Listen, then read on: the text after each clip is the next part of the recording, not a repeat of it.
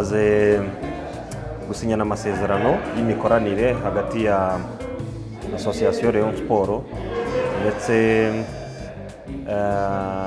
na Top Life Gaming.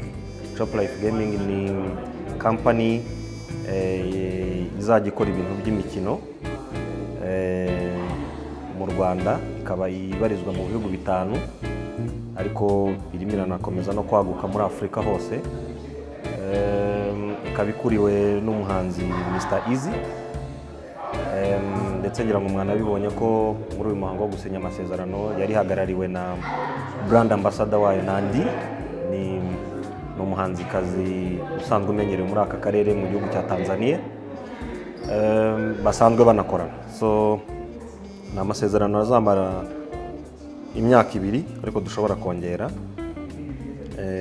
aho logo ya Top Life izagaragara kuri jersey ya Rayon Sport ku kaboko iburyo.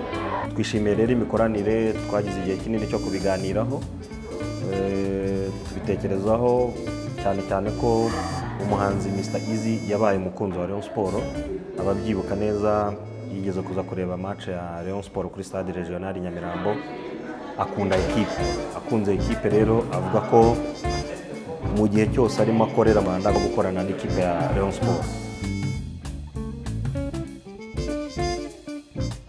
Umuntu abaciriyeho nko ku mayange wenda ikirimo gikubiyemo cyiza kandi twanashimye nuko kuri buri mukino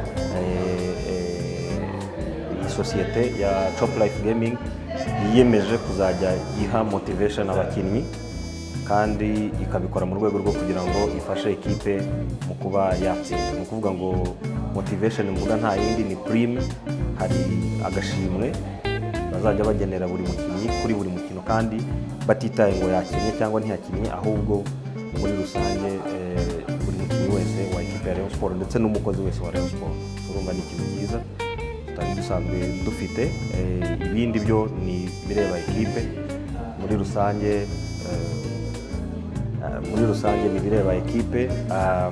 Twibwira ko bizafasha ndetse n'iyi sosiyete ya Top Life Gaming. Ubwo rero dusoza turashishikariza abakunzi ba Rayon Sport kuzitabira ibikorwa by'umufatanyabikorwa ndetse no kuzaba hafi ekipe muri iyi sezo tugiye gutangira, kuko ikimuzanye no kugira ngo afatanye na ekipe ndetse n'abandi bafatanyabikorwa bari bahari kugira ngo dukomeze turebe uburyo twazamura ekipe ndetse irushaho no gukomeza gutanga umusaruro. Ndumva ari ibyo muri rusange mu